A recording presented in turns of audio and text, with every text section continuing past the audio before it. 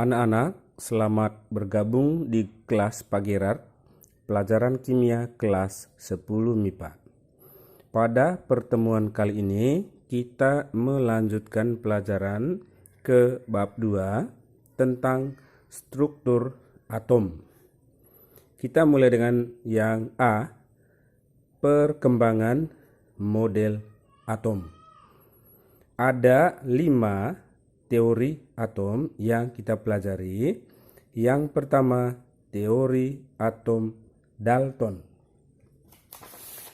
Menurut Dalton, yang pertama, semua materi tersusun atas partikel-partikel yang sangat kecil yang disebut atom.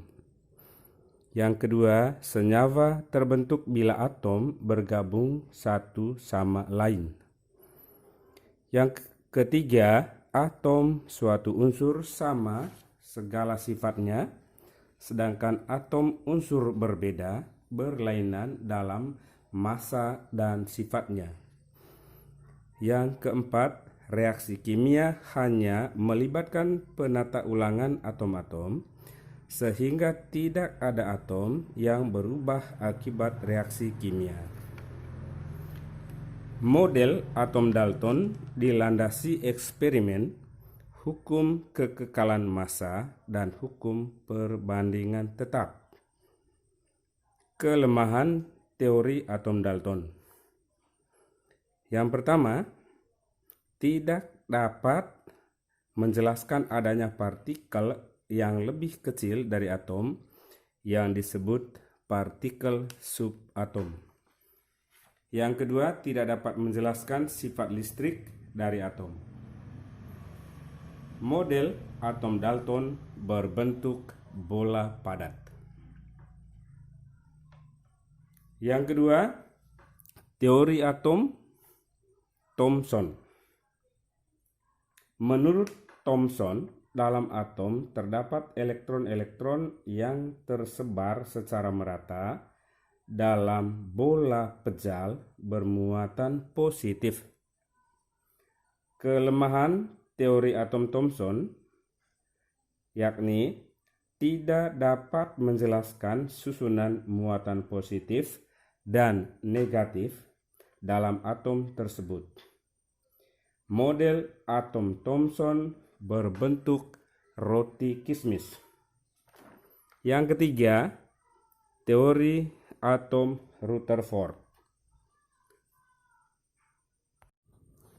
Menurut Rutherford, atom terdiri atas inti serta elektron mengelilingi inti. Model atom Rutherford dilandasi eksperimen penghamburan sinar alfa. Kelemahan teori atom Rutherford yakni tidak dapat menjelaskan mengapa elektron tidak jatuh ke dalam inti atom akibat gaya tarik elektrostatis inti terhadap elektron. Model atom Rutherford berbentuk orbit planet mengitari matahari. Yang keempat, teori atom Bohr. Beberapa teori atom menurut Bohr. Yang pertama, elektron-elektron dalam mengelilingi inti atom berada pada tingkat-tingkat energi tertentu atau orbital tertentu. Yang kedua, tingkat energi elektron yang dibolehkan memiliki momentum sudut tertentu. Yang ketiga, selama elektron berada pada tingkat energi tertentu, energi elektron tetap. Artinya, tidak ada energi yang diemisikan atau dipancarkan maupun diserap. Kelemahan teori atom Bohr. Yang pertama, jika atom ditempatkan dalam medan magnet, maka akan terbentuk spektrum emisi yang rumit. Gejala ini disebut efek Zeeman. Yang kedua, Jika atom ditempatkan dalam medan listrik, maka akan menghasilkan spektrum halus yang rumit. Gejala ini disebut efek Stark. Yang kelima, teori atom de Broglie atau mekanika gelombang. Menurut de Broglie, atom memiliki sifat dualisme, yaitu bersifat sebagai partikel dan gelombang. Menurut teori ini, elektron berada dalam orbital. Orbital adalah daerah kebolehjadian ditemukannya elektron dalam atom. Selanjutnya kita perhatikan gambar model atom berikut ini. Gambar yang pertama yang saya tunjukkan ini adalah model atom Dalton berbentuk bola padat. Gambar yang kedua adalah model atom Thomson berbentuk roti kismis. Bulatan-bulatan kecil ini seperti biji kismis.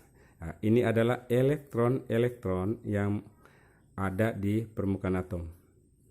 Gambar yang ketiga yang ini adalah model atom Rutherford. Bentuknya orbit planet mengitari matahari. Yang di dalam ini adalah inti atom. Kemudian di lintasan berbentuk elips ini adalah elektron berputar mengelilingi inti. Jadi bentuknya elips. Gambar yang keempat ini adalah model atom menurut Bohr. Inti atom, ini elektronnya berputar mengelilingi inti, lintasannya berbentuk lingkaran. Tadi beda ya, Rutherford berbentuk elips lintasannya, sedangkan Bohr berbentuk lingkaran. Kemudian yang terakhir, yang ini adalah model atom menurut teori mekanika gelombang. Jadi elektronnya berada dalam orbital. Selanjutnya, saya berikan tugas untuk kalian coba pelajari, ya. Coba pelajari di rumah. Silakan dibaca.